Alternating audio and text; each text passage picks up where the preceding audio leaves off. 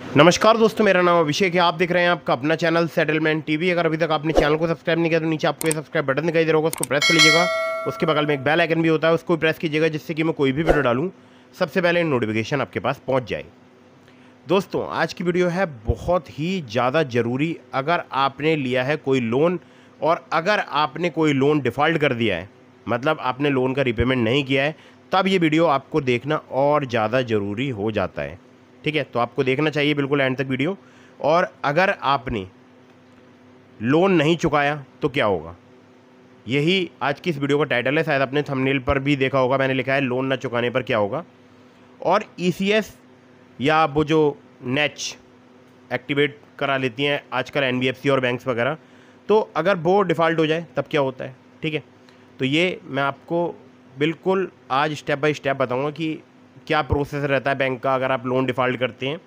और loan repayment की जो भी प्रॉब्लम्स हैं, चाहे वो एनबीएफसी की हो चाहे वो बैंक का लोन हो, आपको बिल्कुल इस वीडियो को बिल्कुल एंड तक वॉच करना है। तो ये जितनी भी प्रॉब्लम्स हैं लोन रिपेमेंट की, उसके संबंध में मैं आपसे बात करने वाला हूँ।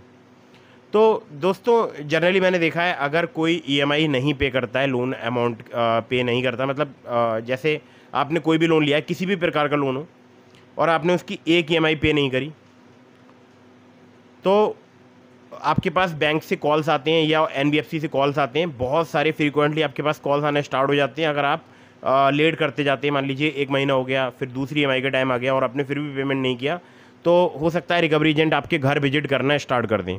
ठीक है, और ये उनका अधिकार भी है, वो आपके घर पर आ सकते हैं, बट वो आपके घर पर आकर गाली गलौच नहीं कर सकते, आपके पड़ोसी को भी नहीं बता सकते कि आपने लोन लिया है या नहीं लिया है। ठीक है, हाँ, आपके घर आ सकते हैं, आपसे मिल सकते हैं, वो भी आपको कॉल करके। ठीक है, और ऐसा नहीं है कि वो रात में आ जाएंगे या किसी वक्त आ जाएंगे। ठीक है, उनका एक ऑफिशियल टाइमिंग है, वो उसी टाइम पर आपके घर पर विजिट कर सकते हैं।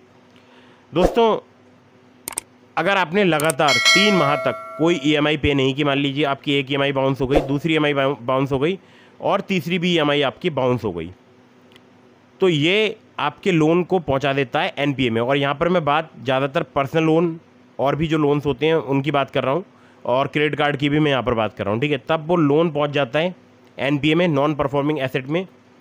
और ऐसा लोन जो बैंक के लिए कुछ भी परफॉर्म नहीं कर रहा होता, मतलब ऐसा बैंक का एसेट जिससे बैंक को कोई भी कमाई नहीं हो रही है, सीधी हिंदी में आपको समझा रहा हूँ, कोई भी कमाई नहीं हो रही, तब वो हो जाता है एनपीए लोन। ठीक है, अब जब लोन एनपीए हो जाता है तब आपको मिलता है एक नोटिस, जिसको बोलते हैं रिकॉल नोटिस। अब जो रिकॉल नोटिस है, ये आपको जब प्राप्त होता है तब ये किसी एडवोकेट या किसी जो है, हाँ, एडवोकेट के थ्रू ही प्राप्त होगा। ठीक है, वैसे बैंक इसको डायरेक्टली नहीं बेचती हैं, किसी न किसी एडवोकेट के थ्रू आपको रिकॉल नोटिस जो है वो प्राप्त होगा। ठीक है, बहुत कम ऐसे केसेस होते हैं जिसमें बैंक डायरेक्टली जो है ईएमआई वगैरह के लिए आपको बोलती हैं। हाँ, कॉल्स वगैरह पे बोल सकती हैं, लेकिन नोटिस वगैरह आपको डायरेक्टली नहीं देती हैं। ठीक है, तो रिकॉल जो नोटिस है पहले वो आता है, और इसमें बैंक जो है वो आपसे एक बार में अपना पूरा पैसा मांगती है कि भाई हमारा ये अमाउंट है, आप एक बार में इसको पूरा पे कर दो, क्योंकि आपने लोन पे नहीं किया है पिछले 3 महीनों से, तो आप बाउंड हैं, आपने हमारे साथ टर्म्स एंड कंडीशन या जो एग्रीमेंट वगैरह है वो साइन कर रखा है, तो आपको एक बार में पूरा लोन पे करना है, आप लोन जो है वो पे कर दो। ठीक है, अब आपने उसको इग्नोर कर दिया नोटिस को, तो 15 दिन या 30 दिन के अंदर अंदर एक और आपको नोटिस प्राप्त हो सकता है, या हो सकता है कभी कभी और जल्दी एक और नोटिस दे देते हैं, जिसको बोलते हैं डिमांड नोटिस। अब जो डिमांड नोटिस होता है, ये इसमें अक्सर ये होता है कि 15 दिन या 30 दिन में पूरा पेमेंट कर दो, वरना कोर्ट प्रोसीडिंग स्टार्ट कर देगी बैंक या एनबीएफसी कंपनी। ठीक है, ऐसे ही लिखा होता है कुछ, और ये भी वकील के द्वारा ही भेजा जाता है। इसके बाद तो दोस्तों, अगर आपने डिमांड नोटिस, जो कि 15 से 30 दिन का जिसमें टाइम होता है ज़्यादातर केसेस में, अगर आपने तब भी पेमेंट नहीं किया बैंक का, फिर आपके पास एक और नोटिस आएगा, वो होगा आर्बिट्रेशन नोटिस। वो भी बैंक जो है किसी वकील के माध्यम से भेजती है, उसमें एक आर्बिट्रेटर नियुक्त किए जाते हैं, और ये कोर्ट के बाहर की मैं आपको प्रोसेस बता रहा हूँ, अभी मामला कोर्ट में नहीं पहुँचा है। ठीक है, तो आर्बिट्रेटर जो है वो आपके यानी उधारकर्ता और बैंक के बीच में जो है मध्यस्थता कराने की कोशिश करते हैं। अगर वहाँ पर कोई समझौता वगैरह हो जाता है, कोई मध्यस्थता हो जाती है, जो भी आर्बिट्रेटर अगर आपको बाउंड करते हैं किसी चीज़ में, तो वो फैसला बाइंडिंग माना जाता है। ज़्यादातर कोर्ट जो है उस फैसले को बाइंडिंग मानती है। अब अगर मान लीजिए आपने वो आर्बिट्रेटर वाला जो फैसला है वो भी नहीं माना, या आर्बिट्रेटर में आपका जो भी फैसला वगैरह हुआ, जो भी आप दोनों के बीच में, आपके और बैंक के या एनबीएफसी के बीच में समझौता करवाया, वो आपने नहीं माना, तब आपको नोटिस मिलेगा यहाँ पर सेक्शन 13(2) का, जो कि सरफेसी एक्ट में होता है। और वो नोटिस जब आपको मिलेगा उसके बाद आपके पास होगा 60 दिन का टाइम, क्योंकि बैंक इसमें बोलती है कि भाई लोन एनपीए हो चुका है, हमने आपको तमाम नोटिस वगैरह दे दिए हैं, तो 60 दिन का हम आपको टाइम और दे रहे हैं। अगर आपने नोटिस का या तो आप जवाब दे दें, ठीक है, जैसा भी है, अपने वकील वगैरह से राय वगैरह ले लें, या फिर मेरी तो राय यही है कि आप पैसा पूरा चुका दें, क्योंकि ये जो 60 दिन का जो आपको टाइम मिलता है, इसके बाद जो अगला काम होता है वो होता है सेक्शन 13(4) का, सरफेसी एक्ट का नोटिस। अगर आपने 60 दिन के बाद भी पेमेंट नहीं किया तो सेक्शन जो है आपको 13(4) का नोटिस मिलेगा। इसमें सेक्शन 13 में आपकी जो संपत्ति है उसको कब्जे में लेना बैंक स्टार्ट कर देती, चाहे वो आपका घर हो, दुकान हो, प्लाट हो या वाहन हो, ठीक है, उसे नीलाम करके बैंक अपना पैसा वसूलती है। ऐसा होता है पूरा एक प्रोसेस। तो स्टार्टिंग से मैं आपको फिर से बता देता हूँ। सबसे पहले एनपीए घोषित किया जाता है किसी भी लोन को, अगर 90 दिनों तक या 3 ईएमआई बाउंस होने तक आप किसी का रीपेमेंट नहीं करते हैं, उसके बाद रिकॉल नोटिस आता है, सारा पैसा बैंक एक बार में वापस मांगती है। उसके बाद डिमांड नोटिस आता है, उसमें भी एक चेतावनी होती है, इसको लास्ट वार्निंग बोलते हैं।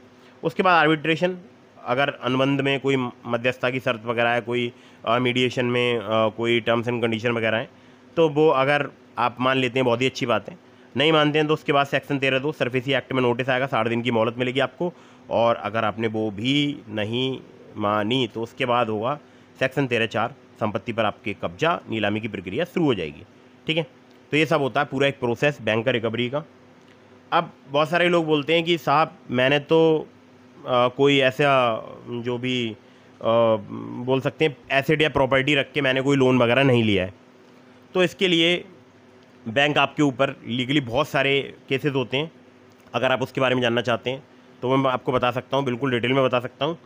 अब मैंने एक चीज़ और लिखी है थंबनेल पर, वो लिखा है ईसीएस या चेक बाउंस, ठीक है। अब इसके बारे में बहुत सारे लोग नहीं जानते हैं, आपको बता दूँ। आजकल मैं देख रहा हूँ बहुत सारी एनबीएफसी और बैंक इसी को लेकर केस कर रहे हैं। ज़्यादातर केसेस जो है एनबीएफसी या बैंक के द्वारा ईसीएस बाउंस के किए जा रहे हैं। अगर आपने किसी भी बैंक या एनबीएफसी कंपनी को चेक वगैरह दे रखे हैं तो बहुत सतर्क हो जाओ। या आपने इलेक्ट्रॉनिक क्लियरिंग सिस्टम होता है, ईसीएस बोलते हैं उसको, अगर आपने वो ऑप्ट कर रखा है, मतलब ऑटोमेटिक आपके बैंक अकाउंट से ईएमआई डिडक्ट हो जाती है, आपने ये ऑप्ट कर रखा है तो बहुत सावधान होना है आपको। या फिर आपने एनएसीएच बोलते हैं, नैच, अगर आपने वो एक्टिव करा रखा है तो इसमें आपको बता दूं पेनल्टी चार्ज बता देता हूं आपको, 2 साल का जिसमें जेल है, और ईसीएस जो भी आपका बाउंस होगा उसका डबल अमाउंट तक आपसे लिया जा सकता है। और ये जो मुकदमा होता है वो होता है under section 25 payments and settlement act 2007। ध्यान रखिएगा, payments and settlement act 2007 under section 25, ठीक है। अगर ऐसा कोई आपको नोटिस वगैरह प्राप्त होता है तो आप जाकर जल्द से जल्द कोर्ट में हाजिर हो जाइए। अगर आप हाजिर नहीं होते हैं तो आपको बता दूं गैर जमानती भी आपके खिलाफ में वारंट निकल सकता है। ये विशेष आपको ध्यान रखना है। और इसको बिल्कुल वैसे ही जैसे सेक्शन 138 होता है ना, जो चेक बाउंस का मुकदमा होता है, उसी की तरह बैंक जो कोर्ट है उसको उसी की तरह देखती है। ध्यान रखिएगा इस बात का, ठीक है। और ऐसा नहीं है कि जमानती नहीं है, जमानती अपराध है, ठीक है। तो ये बात आपको विशेष ध्यान रखनी है। अगर आप सही समय पर पहुंच जाते हैं बहुत ही अच्छी बात है, वरना फिर एनबीडब्ल्यू नॉन अवेलेबल वारंट आ जाएंगे तो फिर दिक्कत हो जाएगी। इसलिए मैं हमेशा बोलता हूँ कि लोन अगर आपने लिया है समय पर चुकाइए। नहीं चुका पा रहे हैं, अगर बैंक आपको सेटलमेंट ऑफ़र कर रहा है, एनबीएफसी आपको सेटलमेंट ऑफ़र कर रहा है तो वो ज़्यादा बेस्ट है। आप सेटलमेंट चूज़ करो, लोन को क्लोज़ करो, पैसा है तो देकर निकल जाओ। और अगर ईसीएस वगैरह आपने कोई भी मतलब नहीं ले रखा है या नहीं एक्टिव कर रखा है, एनएच एक्टिव नहीं कर रखा है, आपने कोई चेक वगैरह नहीं दिया है बैंक को, और आपने कोई ऐसा लोन लिया है जो कि है पर्सनल लोन, ठीक है, जिसमें आपने कोई भी एसेट नहीं दिया है बैंक के लिए, तो फिर तो बैंक और एनबीएफसी के लिए बहुत पापड़ बेलने पड़ते हैं वसूली के लिए। और कभी कभी ऐसा होता है वसूली हो भी नहीं पाती है। छोटे मोटे लोन के लिए कोर्ट कचहरी वगैरह नहीं जाते हैं, बैंक्स वगैरह एनबीएफसी वगैरह नहीं जाते हैं। तो आपको बहुत ज़्यादा तब टेंशन नहीं लेनी है। और ये लाइन बहुत सारे लोग मुझसे सुनना चाह रहे होंगे। मैंने वीडियो की स्टार्टिंग में इसलिए नहीं बताया क्योंकि लोग वीडियो छोड़ के भाग जाते हैं, पूरी वीडियो देखते ही नहीं, उनको पता ही नहीं चलता कि क्या प्रोसेस होता है पूरा। तो उम्मीद करता हूँ इस वीडियो से आपको पूरा प्रोसेस समझ में आ गया होगा। तो इसी प्रकार से बैंक जो है अपनी वसूली करते हैं पैसे की। और अगर कोई भी व्यक्ति आपसे ये कहता है कि जय ससुराल वालों की बैंक कुछ नहीं कर सकता, एनबीएफसी कुछ नहीं कर सकता, तो देखो बहुत सारे ऑप्शंस होते हैं। बात अलग है कि बैंक और एनबीएफसी छोटे मोटे अमाउंट पर ऐसे कोई केसेस वगैरह करना चाहते नहीं हैं, बट अगर कोई किसी भी व्यक्ति के ऊपर अगर कोई कोर्ट केस होता है तो एक प्रॉब्लम में तो वो आ ही जाता है, ठीक है। हालांकि जितने भी लोन डिफ़ॉल्ट के केसेस होते हैं वो सिविल में कंसीडर किए जाते हैं, लेकिन ईसीएस अगर आप बाउंस करते हैं, ठीक है, तब वो सिविल में कंसीडर नहीं किया जाता है, ये बात ध्यान रखिएगा, ठीक है। ईसीएस बाउंस, चेक बाउंस के मुकदमे सिविल के मुकदमे नहीं होते हैं, इसमें जेल का प्रावधान है। और आपको बता दूं कि जो भी जितने रुपए का ईसीएस बाउंस हुआ है उससे डबल अमाउंट तक आपके ऊपर पेनल्टी लग सकती है, प्लस 2 साल तक की जेल का भी प्रावधान है इसमें। तो आपको बहुत सतर्क रहना है। और हाँ, जमानती अगर आप सही समय पर पहुंच जाते हैं, आपके पास नोटिस मिलता है, आपको सही समय पर आप एक एडवोकेट हायर करके और कोर्ट पहुंच जाते हैं, और जो भी जमानत की राशि कोर्ट तय करता है, अधिकतर मामलों में 30-35 हज़ार रुपये समथिंग, इसी प्रकार से मैं देखता हूँ, ठीक है। बाकी वेरी करता है स्टेट टू स्टेट और कोर्ट टू कोर्ट। तो आपको बता दूं कि ये ज़्यादा बेटर है कि आप पहुंच जाएं अपने एडवोकेट के साथ, कोर्ट में हाजिर हो जाएं। अगर आप हाजिर नहीं होंगे तो फिर तो आपको पता है ना, अगर गैर जमानती वारंट निकल गया तो दिक्कत परेशानी हो जाएगी, और फिर ऐसे में आपके ऊपर एक और मुकदमा हो सकता है, वो है 420, ठीक है। उसको अभी बीएनएस में क्या बोलते हैं ये मुझे ज़रूर बताइएगा कमेंट करके, बहुत सारे लोग जानते होंगे। और आपको बता दूं कि ये वीडियो बहुत ही ज़्यादा इन्फॉर्मेटिव है उन लोगों के लिए जो लोग समझते हैं कि बैंक का लोन डिफ़ॉल्ट करने से कुछ नहीं होता है। हो भी सकता है, बहुत कुछ हो सकता है, अगर आपने चेक वगैरह दे रखे हैं, ईसीएस वगैरह आपने जो है बाउंस कर रखा है, ठीक है। तो ध्यान रखिएगा इस बात का। और वीडियो अगर आपको पसंद आई हो तो कर दीजिएगा इसको लाइक। बहुत सारे लोन एप्लीकेशंस के लिंक मैंने आपको डिस्क्रिप्शन में दे दिए हैं जो कि जेन्युइन है, एनबीएफसी या बैंक रजिस्टर्ड एप्लीकेशंस हैं। डिस्क्रिप्शन जरूर चेक कीजिएगा। वीडियो कीजिएगा लाइक, चैनल को कीजिएगा सब्सक्राइब, वीडियो को कीजिएगा फॉरवर्ड अपने दोस्तों के पास। और इन्फॉर्मेटिव इसी प्रकार की वीडियोज़ के लिए चैनल को सब्सक्राइब कर लो, और सब्सक्राइब के बगल में आपको बेल आइकन दिखाई दे रहा होगा, उसको प्रेस कर लो, और बेल आइकन पर ऑल नोटिफिकेशन को प्रेस कीजिएगा, जिससे कि मेरी आने वाली हर एक वीडियो का नोटिफिकेशन आप तक पहुंच जाए। और एक और ज़रूरी बात, मुझे इंस्टाग्राम पर फॉलो करके आप डीएम के माध्यम से भी अपने सभी सवालों को जवाब ले सकते हैं, या फिर आप चैनल की मेंबरशिप ज्वाइन करके भी डायरेक्टली मुझसे कॉल पर बात कर सकते हैं। तो वीडियो कर दीजिएगा लाइक, चैनल को कर दीजिएगा सब्सक्राइब। मिलता हूँ फिर किसी इंटरेस्टिंग वीडियो में, फिर किसी इंटरेस्टिंग टॉपिक के साथ। तब तक के लिए जय हिंद, वंदे मातरम।